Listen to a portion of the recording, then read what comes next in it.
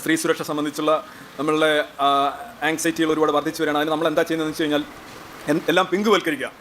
എല്ലാം പിങ്കുവൽക്കരിക്കുക എന്ന് പറഞ്ഞു കഴിഞ്ഞാൽ pink bus, pink autorickshaw, pink car, pink pink pink. എന്താ എൻ്റെ അർത്ഥം? സ്ത്രീക്ക് സുരക്ഷ വേണമെന്ന് പറഞ്ഞു ആർക്കെതിരെയാ? പുരുഷനിൽ നിന്നാണ്. ഒരു സമൂഹം സ്വയം അവഹേളിക്കുന്നതിന് തുല്യമാണ്.